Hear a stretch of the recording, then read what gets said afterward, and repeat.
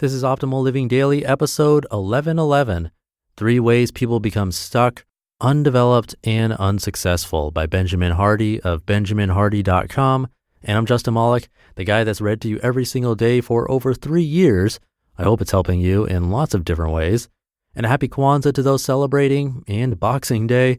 It's a month of many holidays and celebrations. New Year's coming up real soon. But anyway, let's keep this intro nice and short for you today, get right to it, and start optimizing your life. 3 Ways People Become Stuck, Undeveloped, and Unsuccessful by Benjamin Hardy of benjaminhardy.com. Are you born the way you are and never change? Or are you always changing? In Western culture, the predominant belief is that for the most part, your identity is a fixed characteristic. It's DNA-based and possibly solidified through your experience in the womb and before the age of 6 or 7. Without question, your DNA, birthing experience, and childhood experiences are super important, but what about the rest of your life? And what about this fixed mindset? In the book, The Body Keeps the Score, Bessel van der Kolk, MD, explains that traumatic experiences can freeze a person's personality. When a person experiences traumatic stress, they often have a difficult time disassociating themselves with that stress. The memory gets sealed into their long-term memory. Unlike normal memories, which are social and flexible, traumatic memories become isolated from context, isolated from other people, and are rigid. Your memory can get stuck, and then you get stuck. As a person, traumatic experiences keep you in the past. You stop looking forward. You stop integrating new memories in. You live in the past. You have a very difficult time fully embracing the present moment and allowing present experiences to continue shaping your personality. Life is hard. It's projected that approximately 28% of women are sexually abused in their lives. The world is constantly changing and highly demanding. When I was 11, my parents got divorced. That shook me up pretty good. Then at 16, I was in a car accident where my mom was almost killed. I was the driver. That was rough. Chances are you've experienced some degree of trauma. And chances are that trauma could be keeping you frozen as a person. Challenge to personality development number 1, traumatic experiences. If you've experienced trauma, there are a few powerful ways to be healed. One form of therapy is called eye movement desensitization and reprocessing, or EMDR therapy. It's based on the notion that memories are formed during REM sleep, which stands for rapid eye movement. When you're in REM, your eyes are moving back and forth really fast. This is why your dreams can seem random. But it's how your memories are integrated into your long-term memory and how your identity develops. Yoga has also been found to be a powerful way to work through trauma, as has writing in your journal, getting massages, and other traditional forms of therapy.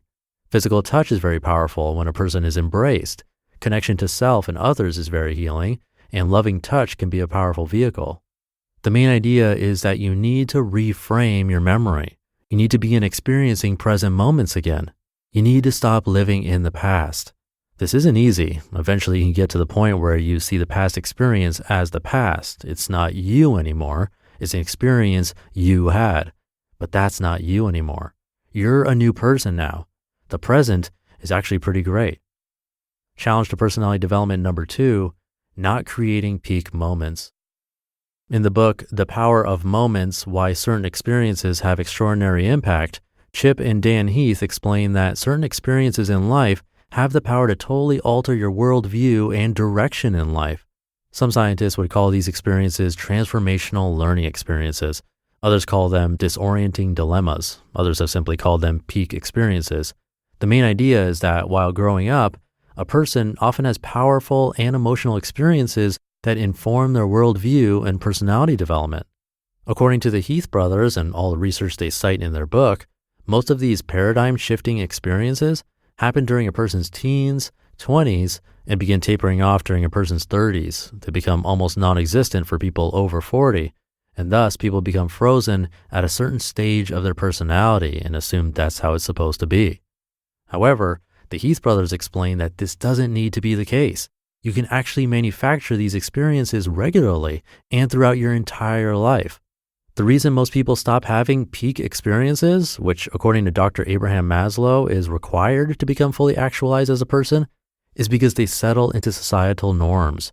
They stop growing. They stop putting themselves into wildly new and demanding situations. They stop exercising faith after having life experiences and grow to become skeptical or cynical. I was on an airplane with a woman in her late 60s yesterday. She's been an acting coach for 20 years. Before that, she spent 20 years in human development jobs. Before that, she was an actress. I was explaining these ideas to her, and she loved them. She said that she's very close to retirement and is feeling really, really ready to begin learning and growing again. She doesn't want to plateau. She is ready for the next chapter where she is a new person. Of course, she uses all of her past experiences to inform whatever she does, just like she uses all of her experience in human development to inform how she coaches actors and actresses. But she also develops radically new sides of her personality that never existed before. If you're not having life-altering and peak moments, you're frozen in time. Don't settle. Never stop evolving. Challenge to personality development number 3, you've bought into the myth of a fixed personality. Personality is not a fixed characteristic. In Western culture, we become obsessed with personality and fixed traits in general. We love our personality tests. We love putting ourselves in boxes. We love diagnosing ourselves. Because in Western culture, there is an obsession with individualism and an utter ignorance of the context that shapes the individual. It turns out this is actually a very costly mental mistake.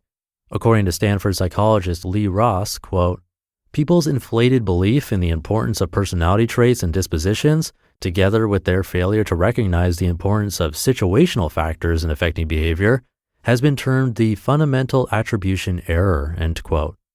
Who you are in one situation is different from who you are in a different situation. Your quote-unquote authentic self is not some fixed trait, but who you feel you should be at a certain time and place. Additionally, your authentic self shouldn't limit growth, but be something that draws you to continual growth.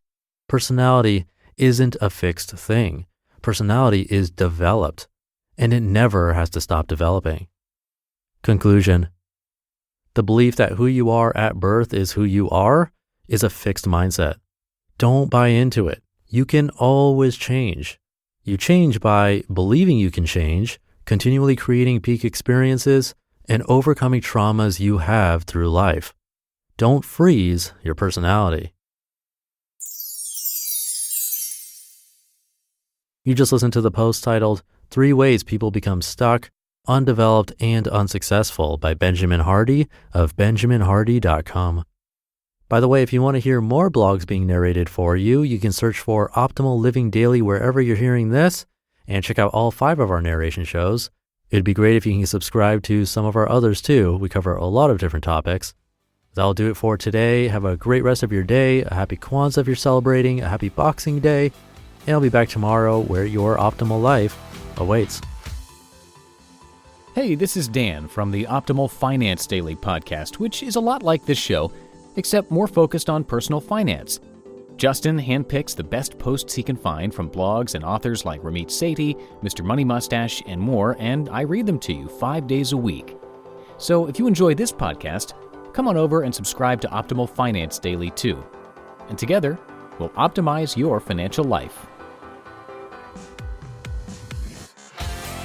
You've been listening to Optimal Living Daily. Be sure to hit the subscribe button to stay up to date on each new episode, and head to oldpodcast.com. That's OLDpodcast.com for a free gift, as well as more actionable tips and resources to help you maximize your potential. Thanks for joining us, and remember, your optimal life awaits.